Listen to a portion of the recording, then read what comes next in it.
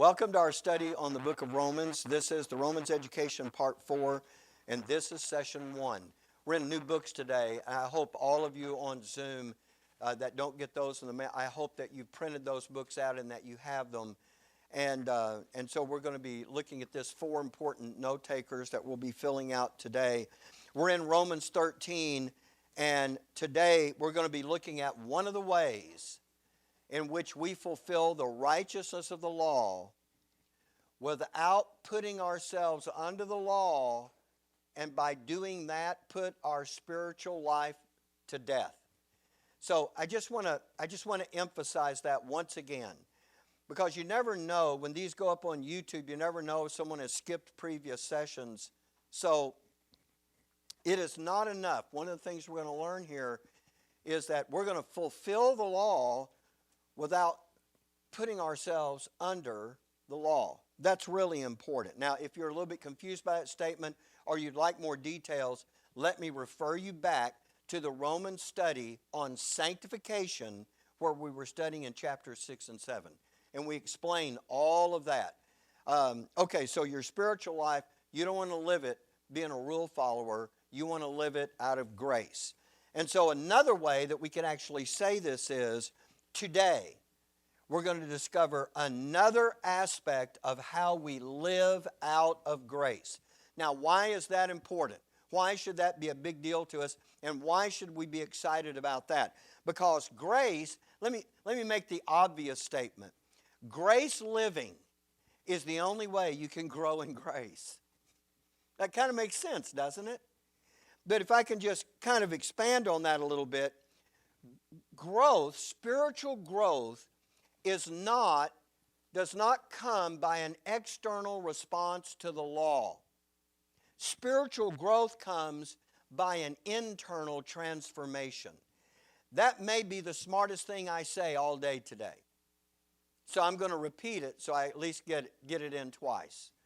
Spiritual growth does not come by an external response to the law, following the rules. But spiritual growth comes because of an internal transformation. That's what grace living does. Grace living is how the life of Christ is made manifest in these mortal bodies. Look, folks, that's something the law cannot do. Grace living is what causes your spiritual life to soar. It's what causes our spiritual life to flourish. And grace is the only acceptable way to live for God. And when I say acceptable, I mean to Him. That's what He's looking for. What your Heavenly Father is looking for is not you following a set of rules, but you doing the right thing without a rule to follow. That's really what He's after. And finally, grace living is how you're going to live in eternity. When you get to the heavenly places, you're not going to get a rule book. Here's what you can do and here's what you can't do. You're going to learn now to live out of grace so that when you get up there into the heavenly places, you'll know how to do that. And so we might as well get used to it. That's the way you're going to spend the rest of eternity. Now, if everything goes according to plan, we're going to spend 2 Sundays, 2 lessons on verses 8, 9, and 10. And by the end of those lessons, we're going to understand what it takes to fulfill the law as it pertains to our relationship with our fellow man. Now, that's what's going to happen on Sundays. But during those 2 weeks that follow those 2 Sundays, it is going to be our proper response to the doctrine that's going to transform us and make us Christ-like. So that's why I hope everybody has printed out their book and you're really ready to study this week, so that after today, you can actually now dive deeper into those things that are in the notes and make sure that this doctrine starts to get working in your inner man. So welcome to the next step in our education. This is going to begin our instruction in godly judgment. Now, so far in Romans chapter 12 and 13, we've been looking at various forms of doctrine that are designed to work in a very particular relationship. They're attributes of godly love that are meant to work in various kinds of relationships that we have. So I thought this would be a really good time for us to just detail these. So in your note taker in figure 1, let me take you over there and let's start filling this out. And I've given it to you in kind of a snapshot form so that you could, if this was me, well, it is me. So, you know what? You could duplicate this. I do this every once in a while with something. I really want to get it in my mind. I copy it, I cut it out, and I tape it into the front of one of my Bibles. And that way, every time I open that up, my eyes fall on it. I can kind of refresh myself with that. So this is one of those things I think is really helpful, so you may want to do something like that. So let's get to it. In figure 1, you're going to get a recap of the doctrine here. I'm not recapping the doctrine. Actually, what I'm going to do is I'm going to give you the scripture, which has the particular form of doctrine, and then I'm going to give you the context. Except for the first one, these are all relational context. And then I'm going to give you the edifying result. So here we go. Number 1, the first scripture is Romans chapter 12, verses 1 and 2. The context is us preparing to go into the education, the very specific education that is going to install our Heavenly Father's wisdom in us. And the edifying result of that is going to be godliness. Now, you could say, oh, it's going to be our edification. And that wouldn't be wrong. But that edification is unto godliness. In other words, that's really the target that we're shooting at. Now, in the next form of doctrine, you have Romans chapter 12, verses 3 through 8.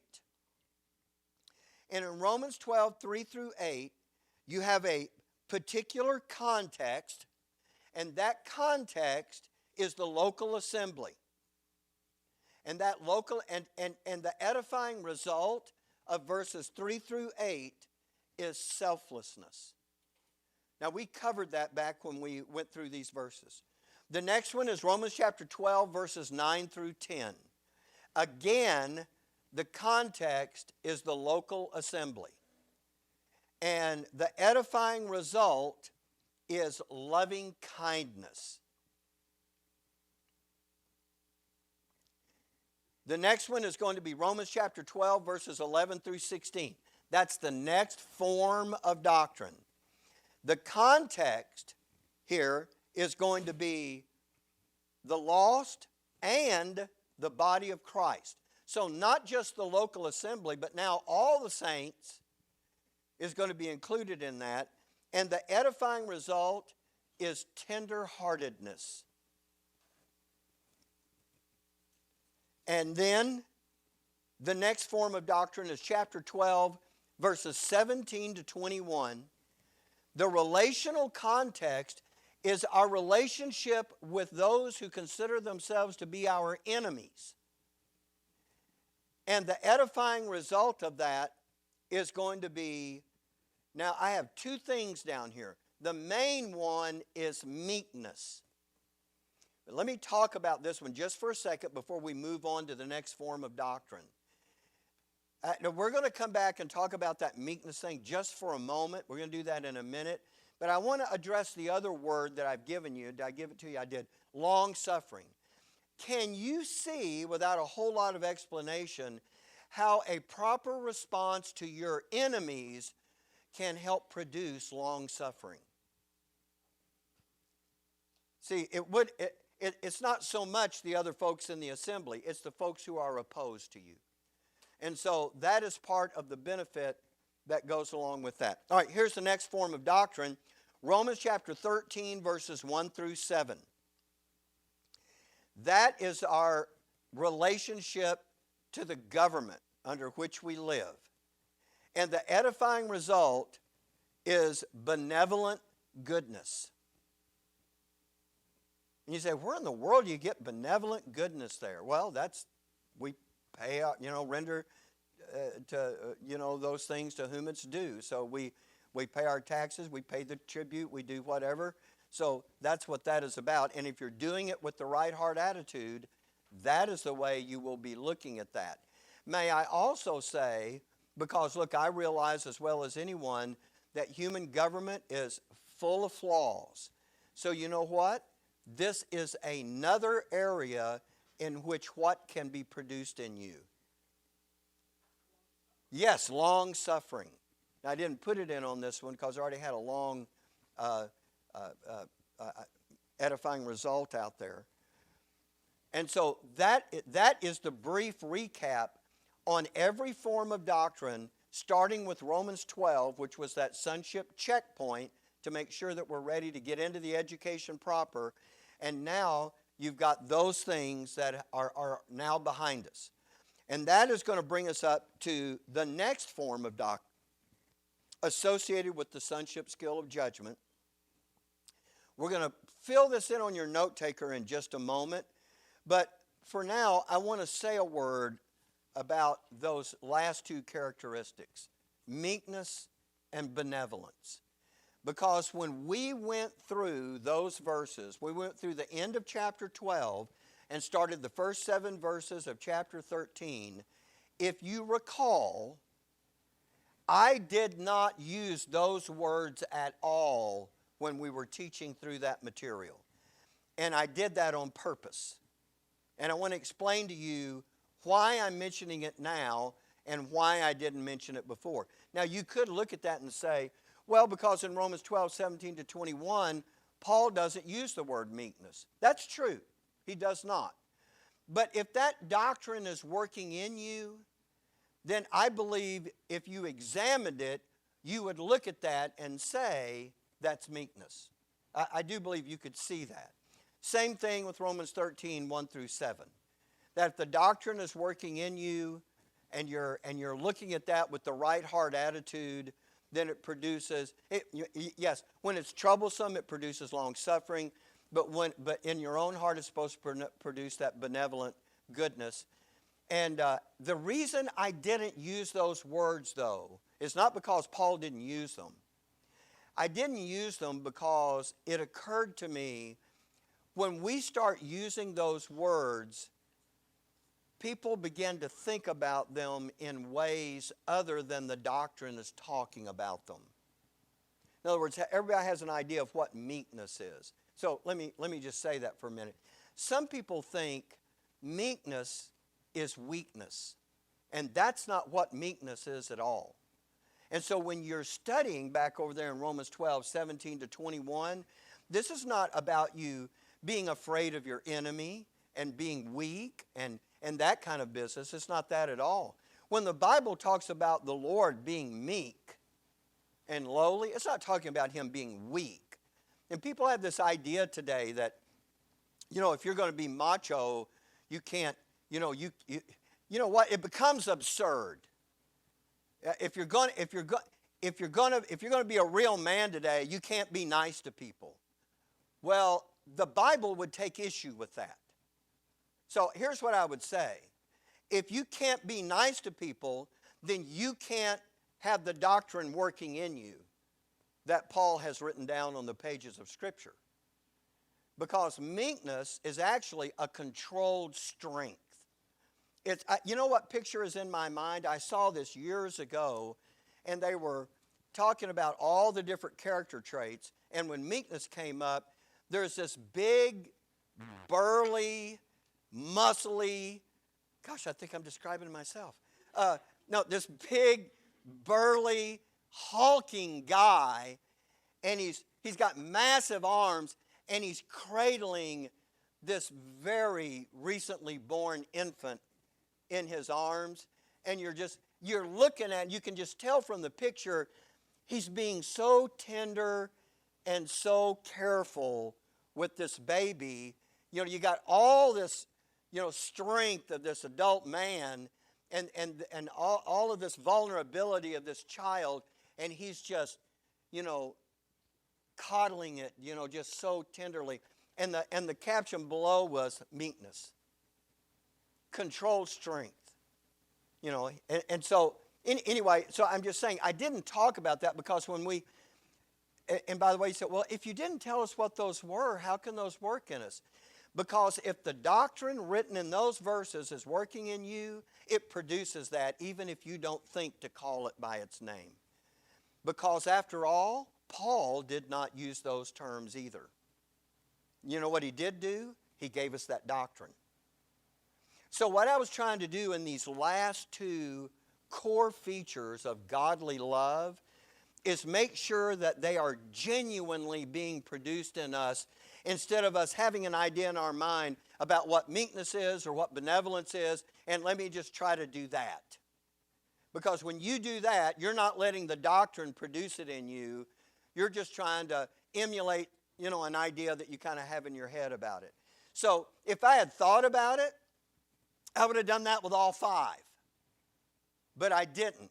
I didn't think about it till I got into the end of chapter 12, and I thought, well, better late than never, and so let's just do it that way. And so on that point, let me just say, the good news for me to say is that from the people that I know that either text me or send me emails, or I get to talk to, or I'm at the studies or whatever, you know what? I am really happy to say that I know that we can move on to the next form of doctrine. Do you know why? Because even though we did not talk about those things, I hear people talking about how this is working in their own life, and I see that doctrine working in them. And I see them doing things that normally they might not would do. Today is going to be a perfect example of that, but we'll talk about that as we kind of get into the verses. So I see these principles being lived out in the lives of people, and that is more thrilling to me than anything. And so that's an indicator to me that not only that doctrine is working, but you know what else I see? I see the next doctrine starting to work in people. I get, people, I get notes in the mail and things, and people are talking about what's going on in their life. And I'm looking at some of those and I go, that's the next form of doctrine. We're not even there yet. And they're already, you know why? That previous doctrine is working in them, and it is leading up to the next natural thing they ought to do.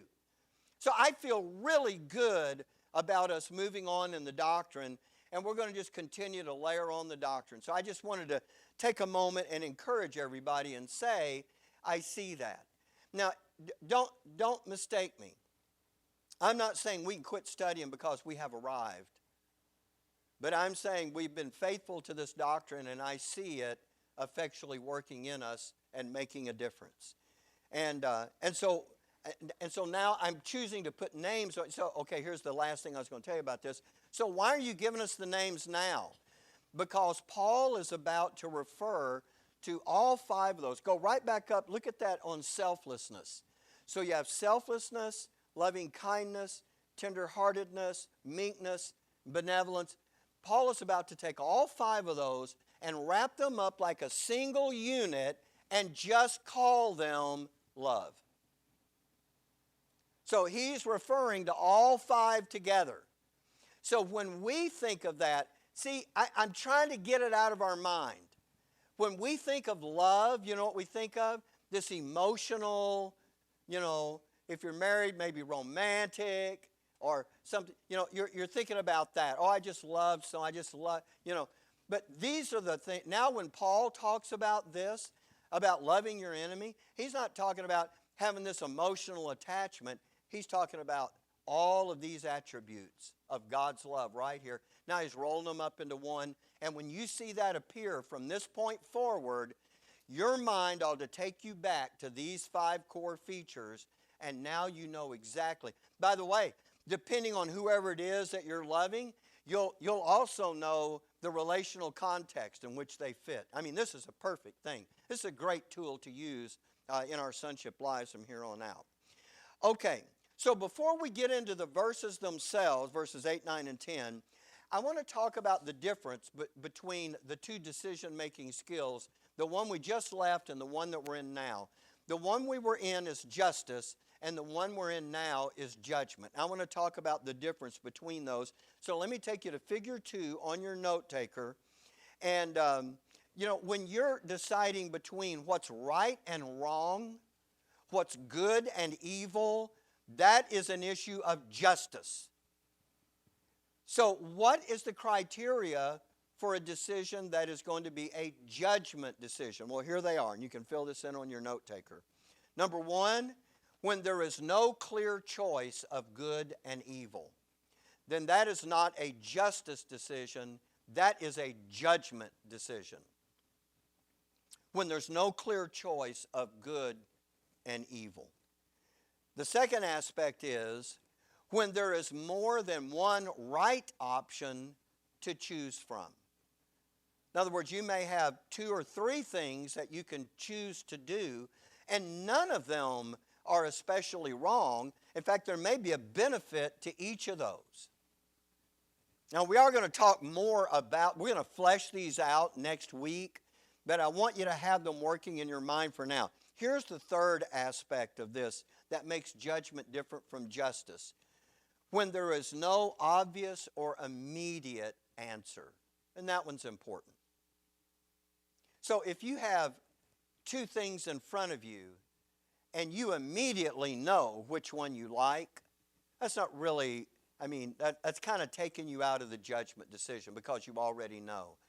So a judgment decision is something that's going to take a little bit of pondering on your part. It's going to take some time. You're going to have to weigh, you can say the pros and cons, but really, in order to make the right judgment, you're going to have to think through a process. Okay, and again, we'll be talking about that.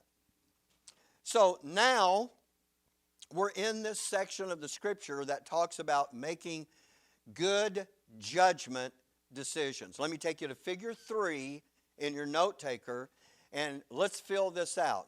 Because the totality of the sonship skill of judgment runs from Romans chapter 13, verses 8 to 14.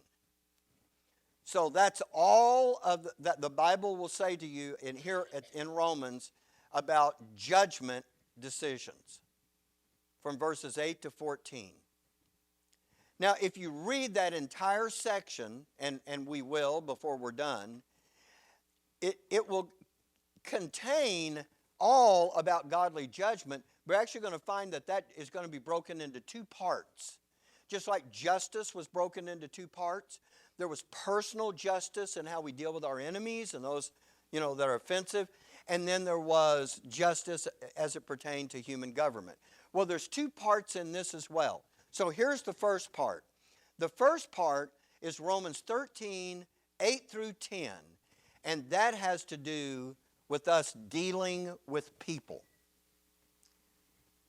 So that's why we're taking just verses 8, 9, and 10 to start with, because this is actually the first part of decision making when it comes to godly judgment.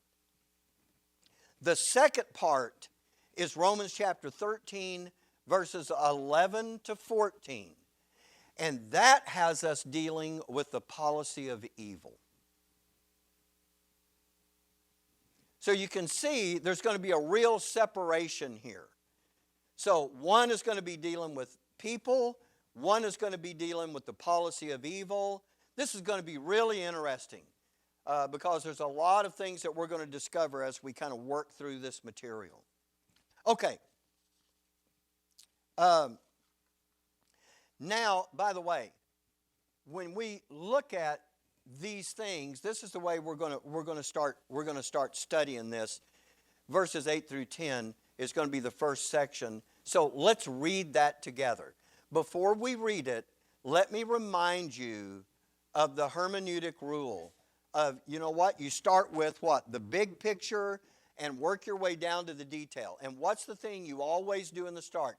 You read it, and you read it, and you read it. So we're now going to read verses 8 through 10 35 times. No, we're just going to read it once. But here's what I want to take that opportunity to say. As you're looking at that this week, do that. Read that over and over and over, and let all of that get in your mind, and let your subconscious begin. Even though you won't do it till you start thinking about it, it will start noticing patterns and repetitions and things like that. You want all of that to start working in you. So here it is, Romans chapter 13 and verse 8. And by the way, this is important because I'm going to ask you in just a moment to break this down. So just read with me, and here we go. So let's go through it.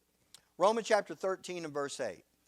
Owe no man anything but to love one another. For he that loveth another hath fulfilled the law.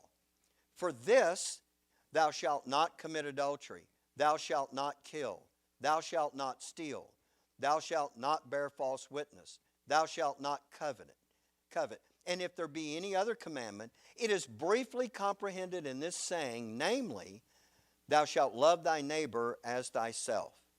Love worketh no ill to his neighbor. Therefore, love is the fulfilling of the law. So let's follow this exegetical application of the hermeneutic rule of the big picture. Somebody take a look at that and give me that in a single sentence, as simply as you can make it. I don't need a sentence with 16 parts to it. I just need a simple sentence that will describe everything that's sitting in verses 8 through 10. That's all right. Take your time. I want to give you a minute, and I want you to look at that and say to yourself, how would I put that into a single sentence? Okay, how to treat your fellow man. That's pretty good. Good work, Clifford. Now, here's the second thing I want to ask you. I'm breaking this down into 3 parts. Can you look at that and tell me what you think those parts are? But before I entertain any answers to that, I went back to February of 2015 when I taught this before. And I asked this question about how would you break this down into parts? And I want to give you those answers, and you tell me if you still think that's it. So someone said, the answer back in 2015 was, love puts others first, love works no ill, love fulfills the law, and love is your only indebtedness. Now, those are all in there, aren't they? Okay. I'm actually going to divide that up into 3. Has anybody got an idea how you would divide that up? And you don't have to do 3. If you want to see that differently, that's okay. But I'm going to take you to figure 3 on your note taker, and we're going to fill this in. So here we go. And I'm going to give them to you, I think, in the order that they occur in the passage. So the first one is, love is an unpaid debt. In other words, you never pay it off. And when we talk about love, what are we talking about? Somebody tell me. What are we talking about when we're talking about love? Owe no man anything but to love one another. What is Paul talking about? He is talking about charity. loving. Huh? Charity. He is talking about charity. What, Linda? He is talking about selflessness. It is everything. It's all 5 of those, remember? It's selflessness, it's loving kindness, it's benevolent goodness, it's tenderheartedness. It's all of those 5 characteristics of godly love rolled into one. And now, see how he's going to say this? When he gets into chapter 13, verse 8, owe no man anything but to love one another. So what is he doing? He's taken all of those 5 core characteristics of godly love, rolled them together. Now he's just going to say love, and that's what I want you to have in your mind. To think, these are the ways that I need to do that. Now, don't let that be an academic thing. You have to stop and say to yourself, if I'm going to put these 5 together, I've got to do this with who? What did Clifford say here a while ago? He went, how to treat your fellow man. So I've got to, see, easy to do this with your spouse, easy to do this maybe with your kids, depending on how old they are. But easy to do that with people that you care about. But to do this with everybody, see, now you're getting the idea. these 5 features are going to come into play. Here's number 2. Let me just move on down with it. Love fulfills the law. Remember what I told you at the start of this lesson? The thing you're going to learn today and next Sunday is how to fulfill the righteousness of the law without putting yourself under the law, but you're going to do that by learning to live out of an aspect of grace. That's why I went to all that trouble to say, it wasn't trouble, but that's why I went to the time to say, grace living is, and I gave you 4 or 5 things right there in the front. That is the only way to please God when you live for Him. Grace living is the only thing that causes your spiritual life to flourish. Grace living is the only way you grow in grace. Grace living is the only way the life of Christ is made manifest in our mortal body. Grace living is the way you're going to live in eternity. So this is learning how to live out of grace. And so it fulfills the law without putting us under the law. Here's the third and the final one. And this was going to be in verse 10. Love works no ill to its neighbor. Now you have a really good criteria to judge if you are making the right decision towards your fellow man. Because love, if those 5 core features of godly love are working in you, and you're responding to them properly, you will not work ill to your fellow man. You understand, we're not talking about your enemy, even though we have instruction for that. I mean, we absolutely do. So I'm not trying to say, if it's your enemy, now you don't have to do that. What I'm trying to say is, don't get to thinking that this is just towards someone that's bad or someone that's offensive to you. It's just talking about your fellow man. And we're going to use the Bible word for this in just a moment. Now let me take you back to figure 1, and let's put in the last line in your note taker on figure 1. And that is chapter 13, verses 8 through 10. And that is your neighbor. And somebody tell me what that acronym is.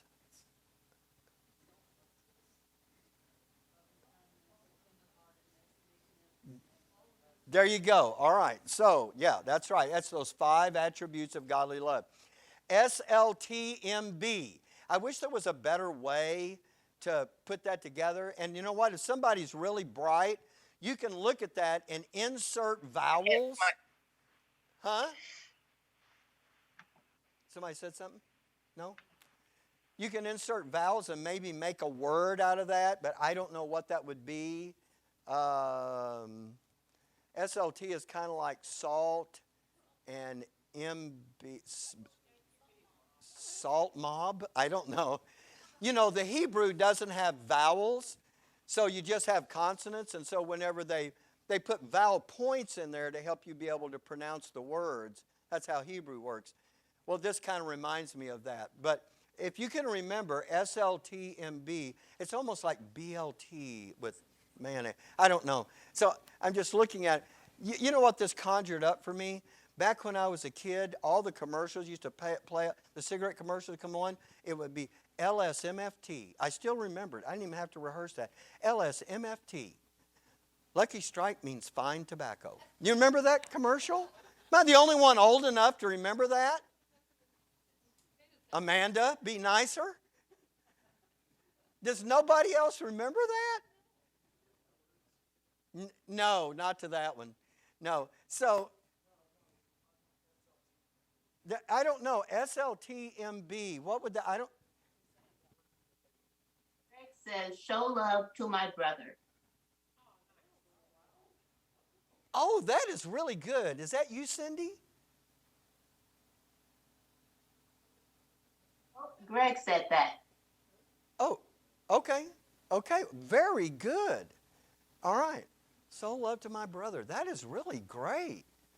Very nice. See, I knew somebody would be sharp enough to take that and put it together where it'd be easier to remember.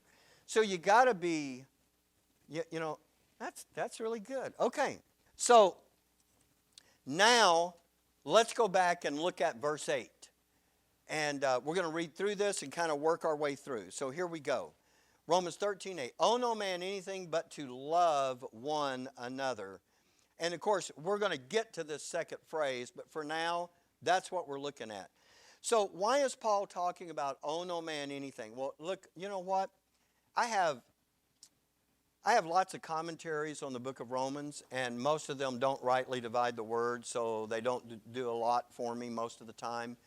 But you know what? Almost every commentary I have on the book of Romans, you know what they say when they get to verses 8 through 10?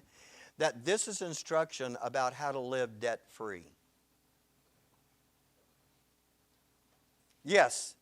Now, if you've applied the hermeneutic rule of reading verses 8, 9, and 10, you understand that they're not talking about you should live debt-free.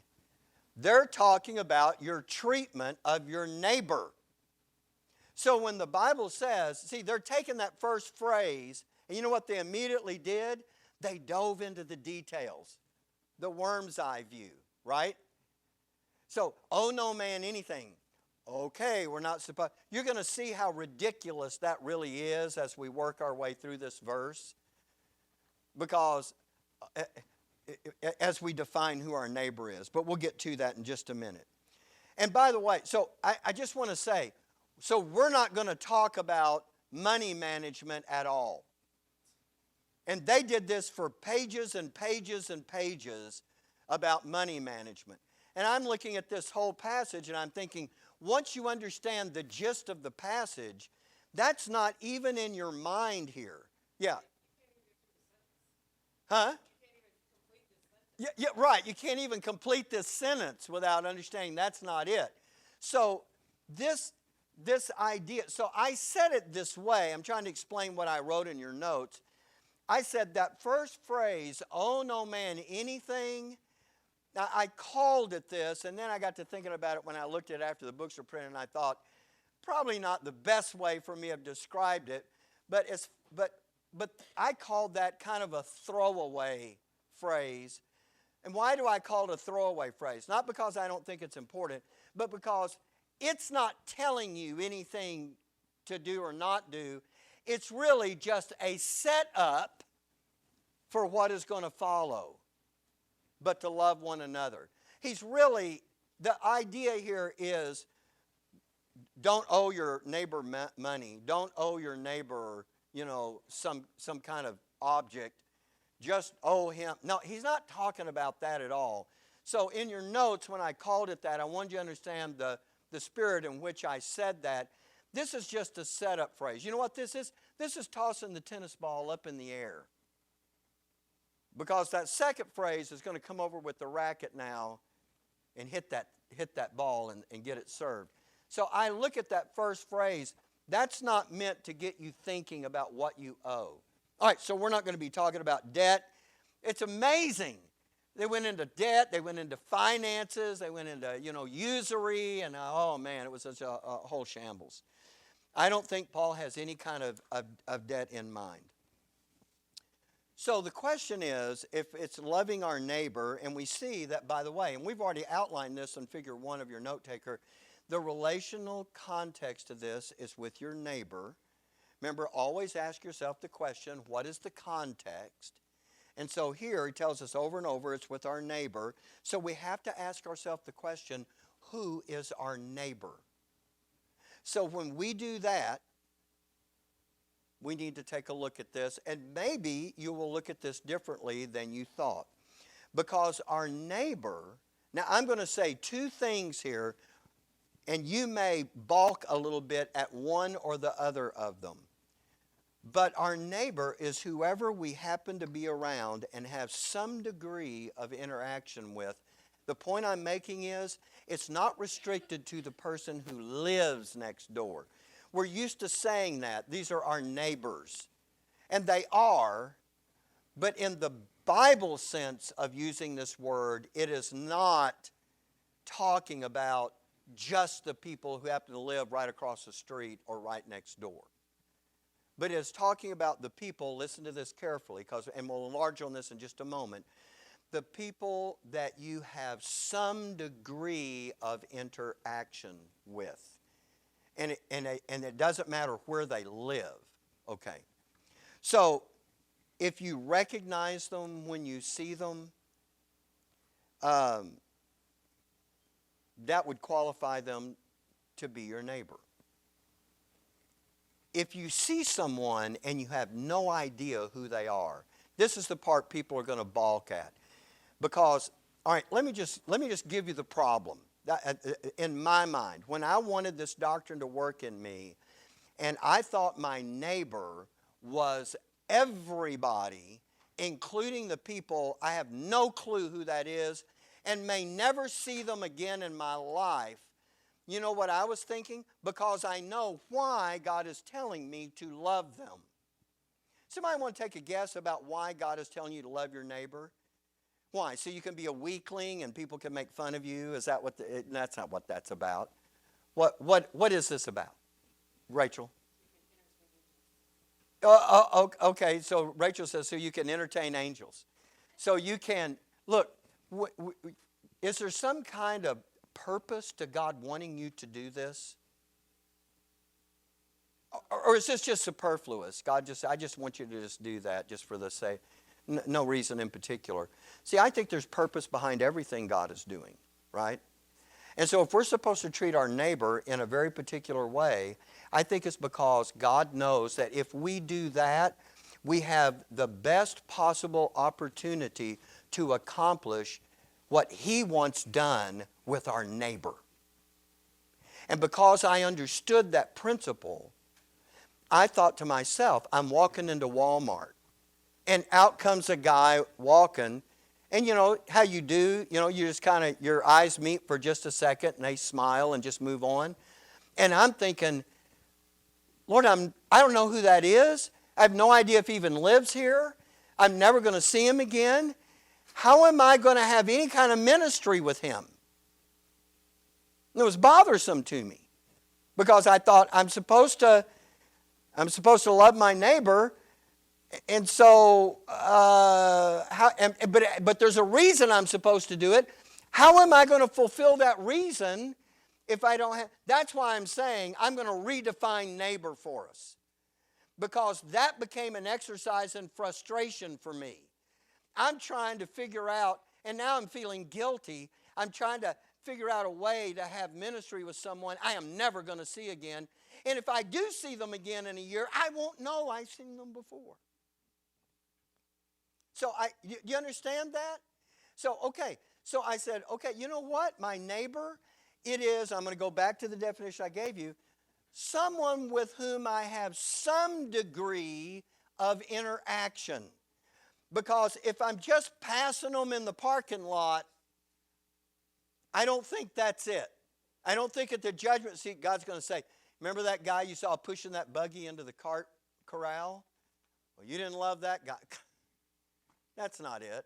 That's not it. Okay. So who does qualify to be our neighbor if they don't live right next door? Well, it could be maybe your kid's school teacher. If you get to see them and interact with them, they're your neighbor. It could be the people that you work with, your co-workers could become your neighbor. People that, you know what, and you say, well, we don't really do much. We just work together. We don't interact. Yeah, but, I mean, you do interact at work, so you have some degree. You know who they are. They kind of know who you are. So generally, I think they qualify to be your neighbor. It could be when Billy and I, there were certain restaurants that she really liked, and so we would go to those restaurants more than others. And you know what? We would find a waiter or a waitress. Can I say that without being stoned in this day? That's just what's in my head, okay? So we would find a waiter or a waitress that we really liked, and so you know what we would do is we would request one of their tables. And sometimes we would wait. If, they didn't have one, we'll just wait till one opens up. And you know what? They kind of got to know. And I remember we used to go to this Mexican restaurant, and the guy wouldn't even ask us. When he came to the table, he just brought the appetizer. Because he just knew that's what we were going. He knew what we drank. And it was kind of nice, And we kind of got to know him, and you talk a little bit. Hey, it could be the guy that delivers your mail or UPS. I mean, you've heard me tell the story about Billy and I going out to eat with our UPS delivery guy and his wife, over in Odessa. Really? We're out of time? Okay, I don't care. So we, I don't mean it that way. Well, I do. Okay. So I love my neighbor. So, all right. So all of those people do qualify to be your neighbor. For Billy, the lady that does the nails right over here, she would go in, and Cindy knew, when we called, she knew who we were, and, she called her Miss Billy, and she'd always kind of, be really sweet to her and all of that, and so for her, that's Billy's neighbor. Now, I would say my barber, but, who knows who that is. So, anyway, your neighbor, I'm just trying to get it across, they might be someone that live around, but you have some level of acquaintance with them. So, you can define neighbor any way you want. I'm just saying this has a purpose behind it. If you're going to fulfill that purpose, then I think it behooves us to really understand biblically who God is talking about when he has Paul writing about loving our neighbor. Okay. Now, let's take a look at, by the way, and you'll know some of your neighbors better than others. Now, I'm going to talk about that just for a moment, too. So let me go on and get through this. The only point I'm making in this is that I do not believe that the neighbor is a total stranger. I just don't think that's what God has in mind here. That doesn't mean you can sneer and make faces at people you don't know. It's just that he has a purpose for those that you do have some level of acquaintance with. Take a look with me in verse 9. And if there be any other commandment. Now, I've skipped some things here. I skipped those first 5 commandments, but I'm trying to get to something. It is briefly comprehended in this saying, namely, thou shalt love thy neighbor as thyself. Love worketh no ill to his neighbor. That's the relational context. So we've seen it 3 times in this passage that it's our neighbor. Okay, here's how I'd like to end this lesson up, because I thought this was important. I'm going to talk to you very briefly about the 4 levels of friendship, and you have a note taker for this. In your notes, there is a reservoir of knowledge section. The first one is actually going to take these 4 levels of friendship and expand on them and go into a lot more detail. I knew I wouldn't have time to do it in the lesson. So I do that in the note so you can get a fuller understanding. So let's go ahead and look at that note taker, figure 4. The first level of friendship is acquaintance. The acquaintance level of friendship, what characterizes that? Occasional contact. If you meet someone with whom you will see occasionally, you know what you may do? You may try to remember their name so you can use their name the next time you meet. And this is a way to develop this level of friendship into something more. But this is usually with people that we just don't have a lot of contact with. Here's the second level of friendship, casual friendship. This develops usually over common interest or activities that you both participate in. It may, but it doesn't have to include spiritual issues. But it could. But it could be, you know what, you guys are on the same bowling team, or, I don't know if people do that anymore. So now I just want to say that when you get to the casual level, there is a lot to say about this. This is really the area where there is a sharing of soul. Now, in acquaintance, you just don't see those people very often. And when I say a oneness of soul, what is soul? That is mind, will, and emotion. In other words, there's some commonality there that causes you to have this casual friendship. Now, this will make more sense as we continue through this, so let me give you the next one. The next level of friendship is close friendship. And when we talk about close friendship, this is the area in which you really begin to have fellowship in the true sense of the word. Now, you can have fun with a casual friendship. You can participate in an activity together and have some fun. But this really reflects more of a oneness of spirit.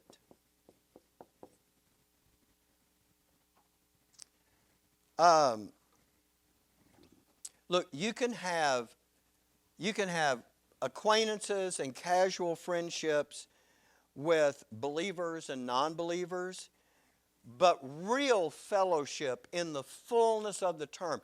Do I think unsaved people can have fellowship with each other? They can, but the point I want to make is that fellowship is restricted. They will not enjoy the fullness of that fellowship because, in what way could two lost people have fellowship? Maybe they have the same life goals. Maybe they see things the exact same way on a particular issue, and that's important to them, and they spend time talking about it. But really close friendships, when you talk about the kinds of things that I think fellowship involves more of, it's really a oneness of spirit. And I think that has to be an active part of a person's life to be able to open that aspect of the relationship up. Okay, and the fourth one is intimate friendship. This is the deepest level of friendship, and it is based on genuinely investing in one another's lives with the goal of helping each other mature in godly character. Now you say, well, the world wouldn't see it that way. I don't care how the world sees it. I think this is what our Heavenly Father has in mind, and so that's why I'm emphasizing that. Now, when you take a look at these levels of friendship, our neighbor, let me put up the first one here. So you have intimate, and you have acquaintance. Let's just abbreviate it. When you're talking about your neighbor, it sits in these two areas. So it could be someone that you just see occasionally. That's your neighbor. It could be someone that you have a casual friendship with.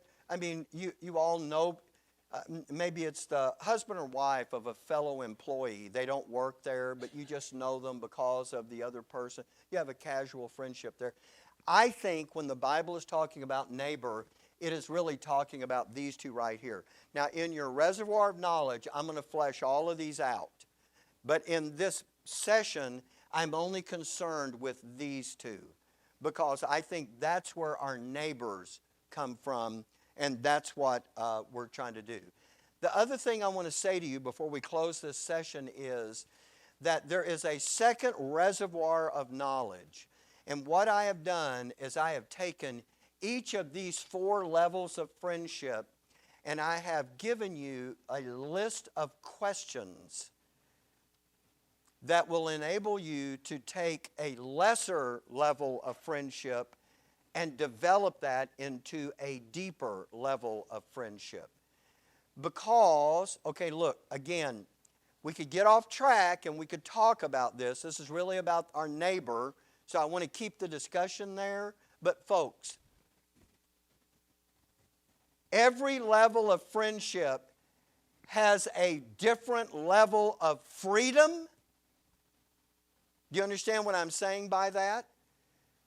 A different level of freedom. In other words, what you can do, how you can interact with this people.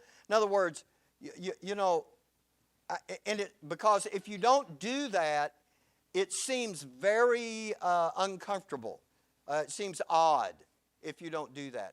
That's why, you know what? When something has happened where you've really been hurt, and you're standing in line at the DMV waiting, your turn, when you step up and they say, how's your day today? You don't just spill the beans on everything that's been going on in your personal life. You know why? Because you don't have that freedom with them. Here's the second thing. Not only do these have various levels of freedom, they also carry various degrees of responsibility. And the deeper the friendship, the greater the responsibility you have toward that person. Now, do you have a responsibility toward an acquaintance? You do. And what is it? To love your neighbor. And what are we talking about when we're saying that? Those 5 core features of godly love. That's your responsibility. But you know what? Mark and Sarita, how long have I known y'all? How old were y'all? How old were you when you got married, Sarita? 20? And I knew you how long before you got married? A couple of years? A few months? Years for Mark. Yeah, but he's old, so I don't know. Okay, so, all right, see what I just did? You know, the thing I do with Adam when I throw him under the bus, you know, especially when he's out of the house. You know why? Because I have a greater freedom with these people. Do you know why? Because I have a greater friend, you know, the level of friendship is deeper. And so I had that. But I also have a greater responsibility toward them than I do toward my neighbor.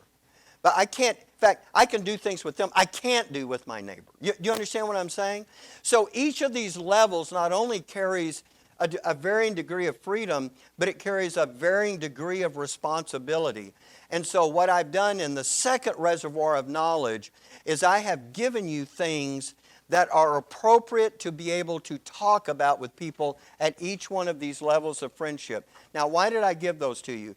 Because if you're going to take someone who is just an acquaintance or a very casual friend, and you want to be able to have some degree of effective ministry with them, that is probably only going to come as your level of friendship deepens.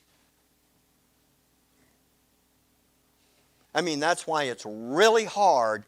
Look, someone that knows you, that loves you, you know what? It's easy to talk to them about personal things or more difficult things. To a stranger, I mean, have I done this? Yes, but it's not the best way to do it. To a total stranger, you just, I mean, you know what? They're not going to be receptive to those same things. So, the point I wanted to make is, let me illustrate this way. And I hope this is okay. Larry Daniels, he calls me up the other day, and he's talking about there's this guy that lives down the street, and Larry walks down. I guess maybe they have a common mailbox area or something. I'm not sure. That may not be right. But anyway, he's talking with this guy, and he said, and so I was, we kind of talked for a minute. He said, I was headed back home, and he said, and I was thinking, I don't know if this guy is saved. I've never, I need to talk to him about whether or not he knows the Lord. He said, I just stopped and I turned back around and said, hey, look, I'm sorry, but, do you know the Lord? Do you know if you died today, where you spend eternity? And the guy goes, yeah, I've trusted Christ as my Savior. And, and the guy goes, but hey, thank you for asking about that. And then Larry goes, well, do you know about the mystery? And the guy goes, the what? And Larry goes, yeah. Now, I'm kind of butchering up the story. When Larry told it was really coherent, but you're going to get the idea. And so Larry says, yeah, you know what? Why don't we get together one day and let me just show you some of this stuff?